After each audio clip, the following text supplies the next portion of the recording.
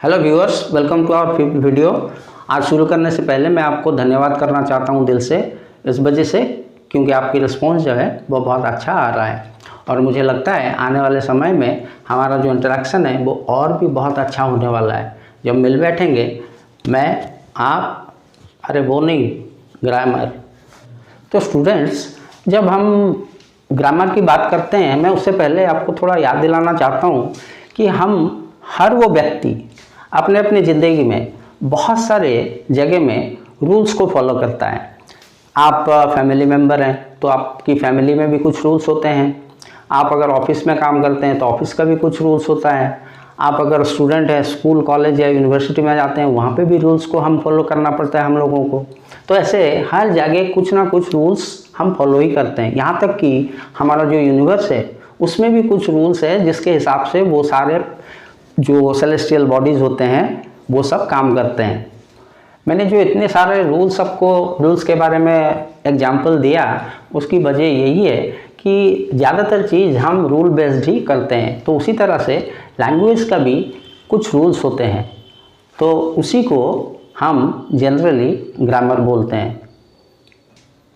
In other words, grammar can be defined, और अगर मैं आपको इस तरह से भी बोलूं कि ग्रामर को हम इस तरह से समझ सकते हैं कि grammar is a set of rules and these rules are used to change the forms of words to make sentences. इसका मतलब यही है कि ग्रामर में कुछ रूल्स इस तरह से हैं, नियम इस तरह से हैं जिसको हम यूज़ करके कुछ वर्ड्स का फॉर्म यानी कि उसकी आकृति, प्रकृति, आकार, प्रकार इसको बदलते हैं ताकि उसको यूज़ करके हम सेंटेंस बना सकें और जो हम चाहते हैं लैंग्वेज में, particularly in this case is English, उसमें we can make sentences and communicate to others. लेकिन हम अभी ग्रामर को पूरा जानने से पहले मुझे आपको एक चीज़ याद भी दिलाना है, जो मैं सेकंड वीडियो में शायद बात किया था कि हमारा जो ये इंग्लिश लैंग्वेज, क्योंकि हम इंग्लिश के बारे में ही बात कर रहे हैं, ये एक फॉरेन लैंग्वेज है। इसके बारे में मैं आपको पहले से बोला था और ये भी बोला था कि बाद में मैं आपको समझाऊंगा वो फॉरेन का मतलब होता क्या है, जो हमारे लिए बहुत मायने रखता है। So English is a foreign language means it is not our own language, it does not belong to our country, it did not originate in our country, it was imposed upon us or on us by the Britishers because they were our colonial masters। इसका मतलब यही होता है कि हमने जो हमारे ऊपर जो इंग्लिश थोपा गया था अंग्रेज़ों के ज़रिए, उसको हमने सीखा अपने हिसाब से नहीं, उनके हिसाब से। उन्होंने जो रूल्स बनाए थे ग्रामर का, उस रूल्स के बेसिस पे हमने इस लैंग्वेज को सीखा है और आज भी उसी तरीके से भी हमको सीखना ही पड़ेगा। ये चीज़ अगर समझ में नहीं आया तो मैं आपको एक एग्जाम्पल के जरिए पूछता हूँ, आप इसको सोचिए, इसके बारे में आपको आइडिया लग जाएगा। मान लीजिए एक अंग्रेज़ भारत में आ रहा है, इंडिया में आ रहा है, और वो चाहता है कि वो इधर की भाषा में वो बात करेगा। उसको मान लीजिए वो बोलना चाहता है कि मैं होटल में जाना चाहता हूँ और खाना खाना चाहता हूँ, तो मुझे चावल दीजिए। तो हम अभी जो उसको सिखाएंगे कि आप सिखाएंगे, तो उसको किस हिसाब से सिखाएंगे? भारतीय लैंग्वेज के हिसाब से कि उसकी लैंग्वेज के हिसाब से? उसको यही आप सिखाएंगे कि मिस्टर अंग्रेज, आप यही बोलो कि मैं चावल खाऊंगा। वो आपको नहीं सिखाएगा कि आप मुझे ऐसे सिखाइए, ये आप तय करेंगे और उसको उसी हिसाब से सिखाएंगे जो हमने अपने भाषा में सीखा है। तो उसी तरीके से जब हम अंग्रेजी सीखेंगे तो वी मस्ट ऑल्सो नो और लर्न और try to do things according to the rules set by them, not by us. दोबारा फिर मैं आपको एक ही लाइन में उसको ऐसे बोलूँगा कि अंग्रेजी यानी English is a foreign language and we must learn it according to the rules given by them। तो इंग्लिश जो लैंग्वेज है उसको हमको लिखना पड़ेगा कि बोलना पड़ेगा, तो उसके लिए यू नीड सम लेटर्स, तो जिसको हम अल्फ़ाबेट्स बोलते हैं।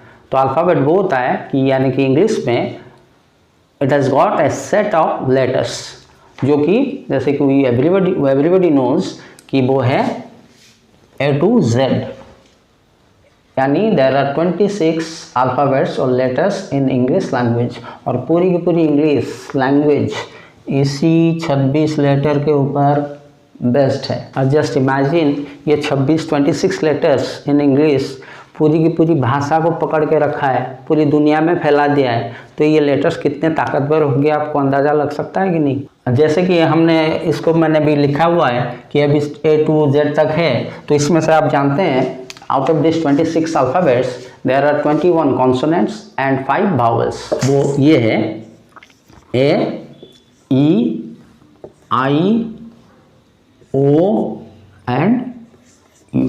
लेकिन माय डियर स्टूडेंट्स, ये जो 26 अल्फ़ाबेट्स है जिसमें से 21 कॉन्सोनेंट हैं और 5 वावल्स हैं, ये खाली ऐसे ही नहीं है, दे आर लाइक वेजिटेबल्स। मान लीजिए आप कोई स्वीट डिश बनाना चाहते हैं, तो उस स्वीट डिश में सबसे इम्पोर्टेंट जो इंग्रेडिएंट होता है वो क्या होता है?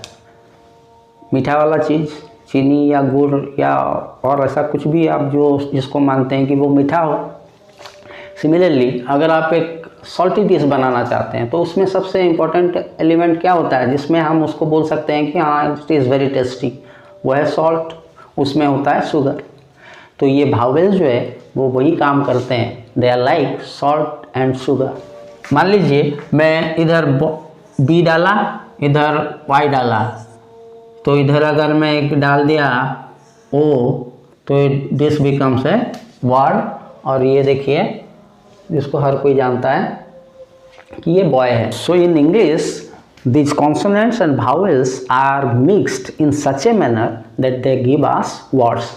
So word अगर आपको कोई पूछता है कि what is the definition of a word और how can we define it, तो आप सीधा इस तरह से बोलें कि a word is a combination of letters। यानी हम एक वर्ड बनाने के लिए कॉन्सोनेंट और वावेल्स को इस तरह से मिलाते हैं कि वो हमको एक शब्द यानी वर्ड देता है। हमारे हाथों में इंग्लिश में वर्ड्स आ गए, हम ये समझ गए कि कैसे वर्ड्स बनाया जाता है।